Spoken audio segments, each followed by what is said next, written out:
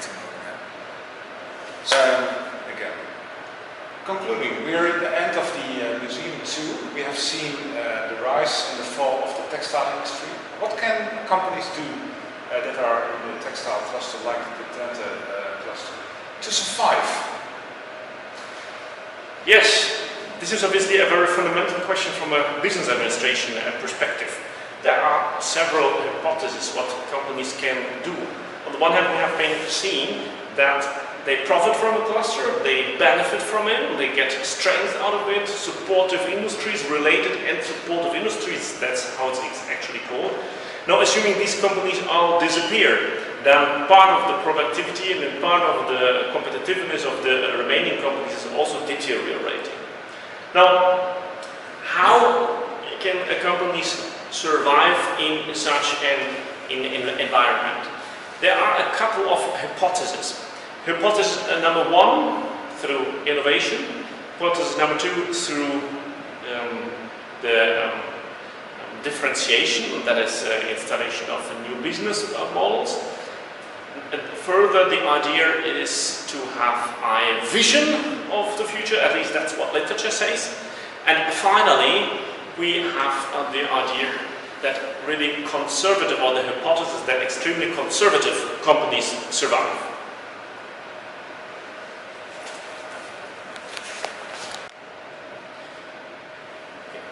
Well, in our research, we have visited the last 12 remaining textile companies of Twente, which are actually doing textiles. Right? We have the exception, such as Tenkate, which is doing something completely different now, but about those which are still in textile. And that is very interesting. It is still possible to run these firms. One of them, for example, has completely outsourced production. They call themselves a factory without chimney.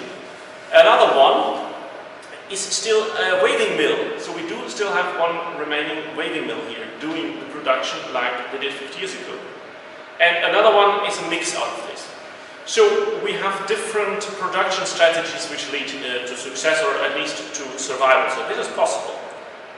Then we had diverse questions on the market approach.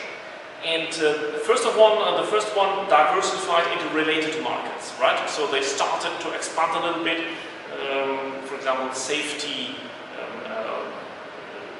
dresses and the like. Then another one tried to follow customer preferences. This was also a survivor. And another one, again, diversified into related market. So that seems to be some element of that. Most interesting then was the financial attitude. So all 3 companies told us that they were extremely financially conservative, equity finance. So they did not have large bank loans. Instead, they financed themselves through own capital, and only sporadically would take up loans. And that might have been a very important element, because first of all, they are more resilient, they are not subject to crisis, and second, they can take chances. If one of their competitors was on sale, they would have the possibility to get a loan and buy it, but then pay it back, and then be ready for the next opportunity, rather than expanding and expanding. And well, the other thing with the vision, we did not find any elements on that. And finally, the question was about cluster embedding. And here there is a certain question mark. We've already heard the hypothesis that this cluster may not have developed very much of an innovative milieu. They did not collaborate very intensively with each other. And these companies which we visited, which survived, apparently did collaborate even less. Of course, nowadays it's a little bit more difficult to identify this situation. But for example, there were some cartels present here. And these surviving firms did exactly not participate on these cartels. So they may have already emancipated from the cluster relatively early. And one of them in particular has clearly made, they had an early links selling to France and Germany, so getting independent of the Dutch market, which in textiles was not doing very well, which might be another chance for them to survive. So, in conclusion, we see that clusters can decline. There's a clear element of the example of Twente. For example, because of very, very detrimental factor conditions such as the increase of wages between the late 50s and mid 60s. That is something which can happen. Other clusters are more successful. Maybe there have also been deficiencies in the cluster because the wage argument does not count very well with the Italian case where there also was an increase in wages and they survived. Now that's probably had to do with the demand. But the important message is also that despite this environment, companies can manage to survive even in a declining cluster. So this is not necessarily you can take the advantage as long as there is a cluster, but emancipating from it, there's a chance for survival, in particular being conservative and only installing machines once they are working in other places. That is the message which our visit to the companies here revealed. Of course, there can be other options and other explanation models which would lead to future research. Here, our story could end. However, we have some bonus material here in the director's cut. Now, what we have been discussing so far is the situation of survivals within the industry, in that case within textiles. Now there is also an alternative path to survival, and that has been chosen by the Tenkate company, which is actually the result of an early merger. They went into another industry, into plastics. Now let's see how they did so, and we can also provide some explanation as to why they choose this path, whereas other companies failed to do so. Let's have a look. Some companies, however, invested into innovative products, including the famous surfboard of Tenkate.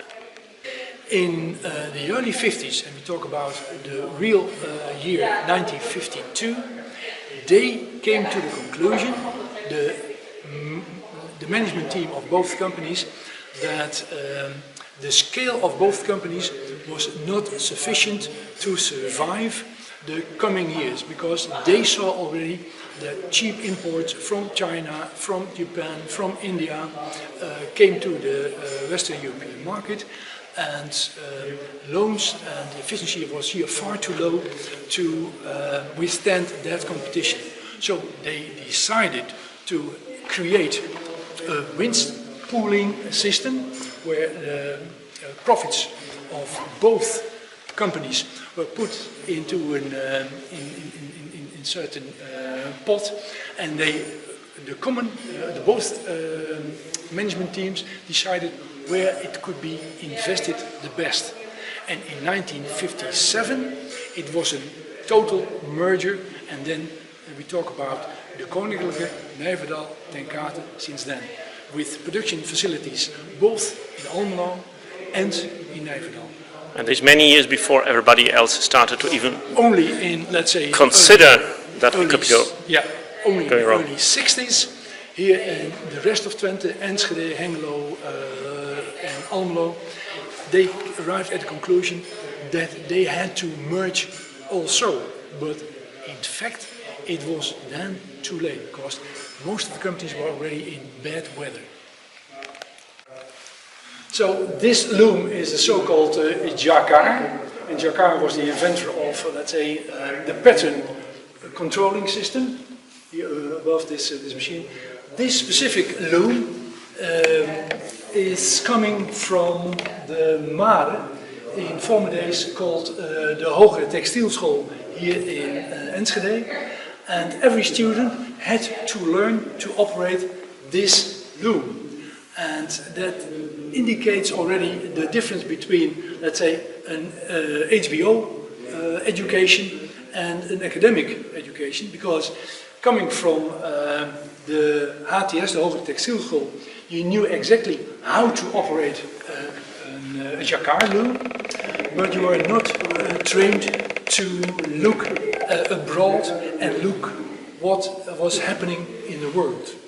And that might be one of the most important differences between the family-owned companies here in Twente and the survivors as Nijverdal ten Kate and the KSW in Nijverdal.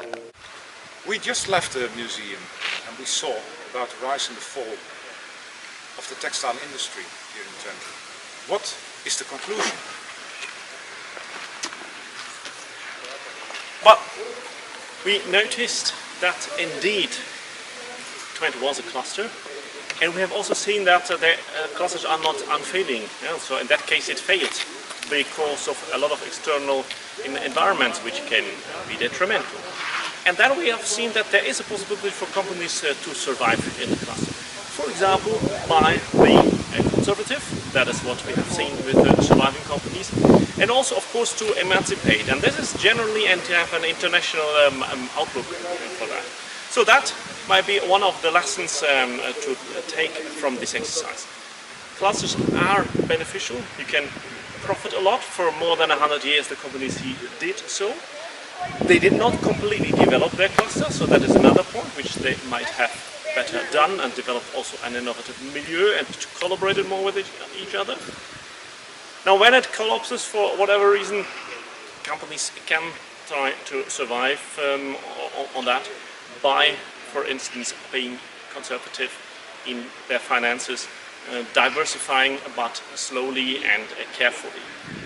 And that is exactly the challenge also of business administration, to understand this, to have this vision, which some companies here were apparently lacking, and to put this into practice. And for that, it absolutely makes sense sometimes to take up new theories, such as the cluster theory, not everybody may have been familiar before, and look beyond, and not just learn how to operate a machine.